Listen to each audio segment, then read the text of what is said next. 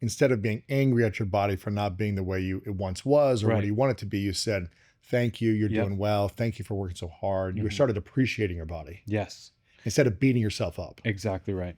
And then I started to imagine my child self go into a state of meditation or self hypnosis, and reconnecting with my child self, the one Hmm. that's programmed, the one that's really running the show within here, Hmm. and just start saying like, listen, we got this together.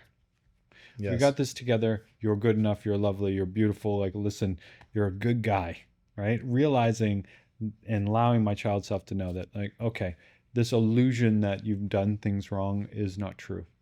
You're doing a lot of good. Hmm. And then I had to go in and really, really forgive and move on from my parents. Forgive is stop blaming the parents, stop actually thinking all the things that they said were true, and just move on to the like powerful adult male that I am. My Mm. parents had a really difficult relationship, and I could see that in my relationships, I was recreating my parents, right? And then I would think of what my parents would say to me. And so when I finally buried, my father's still alive, my mother has passed, but when I finally buried this old identity of my parents, I really was able to expand and grow. Really? Yeah. When was that? When did you feel like you kind of healed that relationship with your parents? Really 4 years ago. Really? Yeah. I had done work and work and work, and still these ideas would come up. And like I think about something about my father, and it really overcome me. In my last book, I wrote a lot about him. And it was like 4 years ago, is finally, I was like, I'm going to put this to bed. And I did. It took Wow. a lot of inner work. And people are saying, well, how did you do it? One, it's a decision. Yes. Your Yeah, parents, it is. yeah, your parents were, we start to look at our parents and we think about them on a pedestal, but really they're just a Flawed human couple of beings. 20 or 30 Yeah, year olds exactly. trying to Yeah. have a baby. Yeah. So flawed. Yeah. Hmm. And so once I just put my parent, like literally buried my parents in my mind, in my psyche, in my energy, forgave them and realized that I wasn't a victim to them, that I was more powerful, and I could just love myself now. And then I started to say things like that, like, you're Yeah. good, you're loving, you're making an impact, those kind of things. Why do you think certain people attract relationships that are wrong for them? I believe that they attract relationships that are wrong for them because they're living out two things. One, they're living out what their parents' relationship was, or they're living out this idea of what their parents thought they needed, or they're living out the third part, which is the trauma that they need to heal. Mm. So you have someone that is like inconsistent with you. Well, that's a trauma that you that the universe is giving you this person so that you can heal that part of you that needs or that is going after breadcrumbs or feels that you deserve that. So sometimes we attract people based on the trauma we need to heal. Exactly right. We attract people based on the trauma we need to heal. And we are mirrors. Everyone in our life is a mirror for ourselves. Hmm. So what we're feeling, what we're projecting will show up in the other person so powerfully. When we start to resolve things with ourselves internally, then totally new people come up. When we say, I would never accept a person that you know gave me a text message, had sex with me, and then didn't hear from them, then came back a week later and was totally inconsistent with their love or put me down or cheated or whatever it was that people have trouble with, right? Some people would be like, the first sign of that, I'm gone. Other people Hmm. are like, but they're so nice to me Right. sometimes. Sometimes. Yeah. Yeah. Yeah. Yeah. Yeah. So once you start to realize your worth and that you're mirroring that, the people in your life, right? And then you start to really realize how you can start to love yourself, and that will show up by resolving these issues, these traumas, then things change. I feel like, we've both been through our own relationship roller coasters in the past, different experiences and different relationships, but both struggled in Yeah. relationships.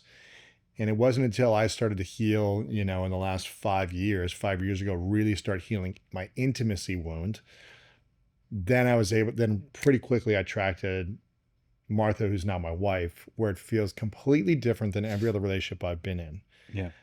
it feels healthier, it feels more conscious. Again, I don't think any relationship has no speed bumps or something, but it feels peace and it feels like home. Hmm. And I never felt home in any relationship before. Oh, that's And I amazing. feel safe emotionally, psychologically, spiritually, and physically with Martha, with my wife. And when I started to shift and create boundaries in my life and stop people pleasing, that's when she showed up pretty quickly. Oh, that's a good one. And it was a very different feeling. Within the first moment of meeting her, I felt safe. And I realized, oh, I'm not chemically attracted to this person. I'm more safety attracted to this person. And it was an attraction I never felt ever before, because I was always chemically attracted based on a wound. And when I started to heal that wound, I felt, no, I don't need to create these chemical attraction. I want to create safety attraction. Safe to be fully who I am and know that I'm not going to get reacted to about who I am. Yeah. I felt like she could fully accept who I was, all my flaws. Hmm. And that was a huge breakthrough for me. What was the breakthrough for you from the last 4 years of starting to heal Yeah. to being able to track the relationship you're in now?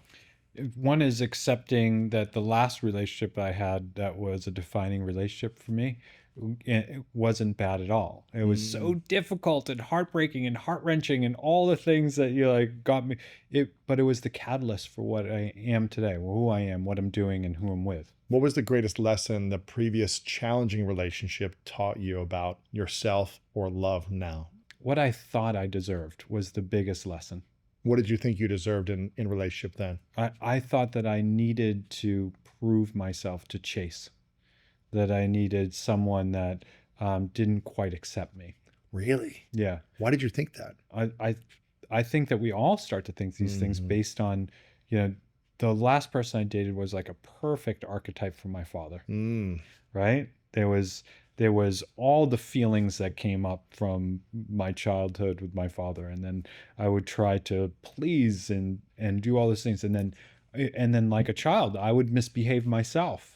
That shadow self would come out, and I'd find myself jealous and angry and all those things. And it wasn't until I started to realize, oh, this is something that can be resolved, and that I needed to go through it to realize that there is a new path, there's a different path. And that, like you said, there are many different kinds of love. People say love, and it's just like, oh, love.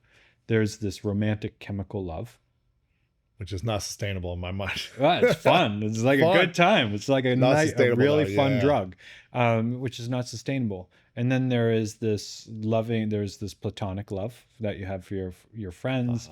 There's familial love that you have for this bond of family, whether this energetically, perhaps souls have traveled before.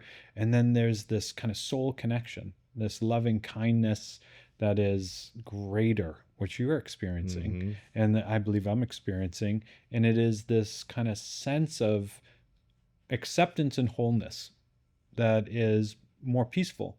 And some people say in relationship, it shouldn't be this hard if they're struggling, right?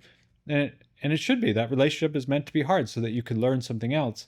But when you're in a relationship that all of a sudden seems to flow and be easy, you're like, oh, This is nice. This is what it's supposed to be. This is nice. I never experienced that until I was like 38. I never experienced peace in a relationship until, 4 or 5 years ago. Yeah, same with me.